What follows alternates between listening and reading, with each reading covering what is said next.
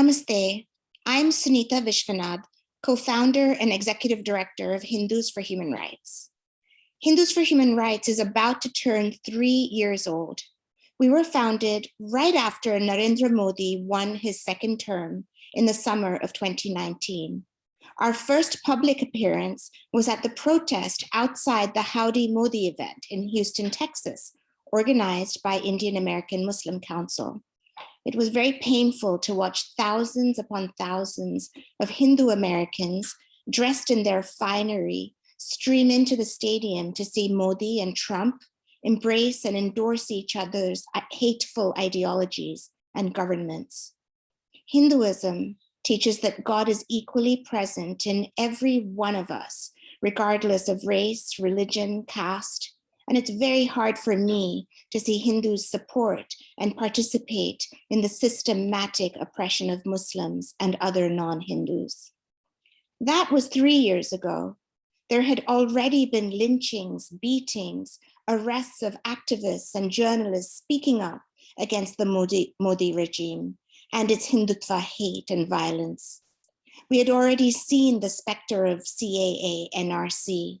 It had barely been a month since Kashmir's special status was unilaterally revoked, all its political leaders arrested, and all internet and phone connections shut down. In the summer of 2019, things were awful, but it's only gotten worse. 2022, this year, has been a year of utter horror. 2022 started with the Dharam Sansad in the Hindu holy city of Haridwar, where Hindu religious leaders openly called for a genocide against India's Muslims. We saw the shameful episode where hundreds of Muslim women, some of them my friends, were auctioned off on an app created by young Hindu men, teenagers. Then came the ban in Karnataka of high school and college-going girls and young women and female teachers wearing the hijab.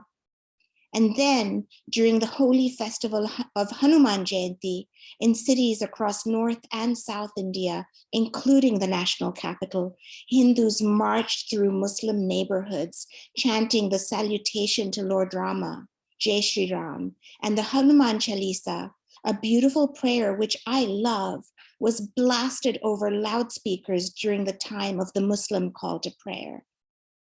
Muslim communities resisted these provocations by protesting and in some instances throwing stones. In Delhi and other places, the local police responded in turn by bulldozing homes in these Muslim neighborhoods. This very weekend, the horrors have continued unabated. In the past week, 2 prominent spokespeople of the BJP made public comments disparaging Prophet Muhammad, peace be upon him. There has been an outcry from over 16 Muslim nations, including the UAE, Malaysia, Oman, and Iraq. Muslims in India and around the world, including New York City, where I live, have protested these statements insulting Islam. While the Indian government has suspended the 2 BJP spokespeople and issued a mild apology, inside India, there has been severe punishment of Muslim protesters. Police have thrashed protesters mercilessly.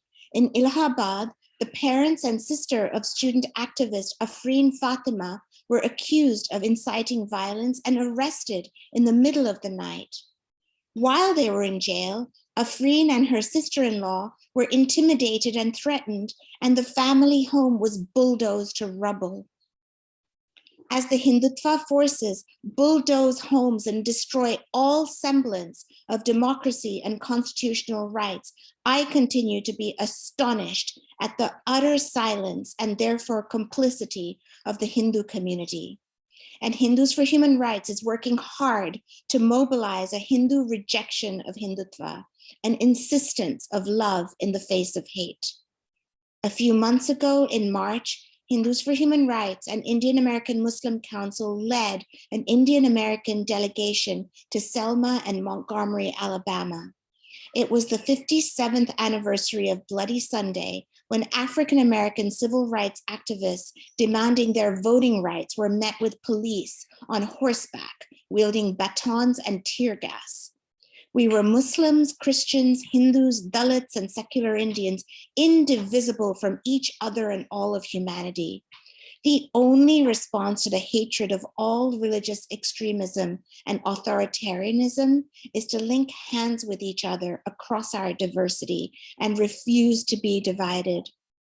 All of us in Hindus for Human Rights pledge our eternal solidarity with our Muslim siblings.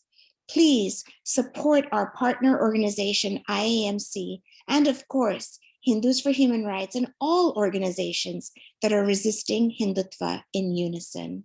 Thank you.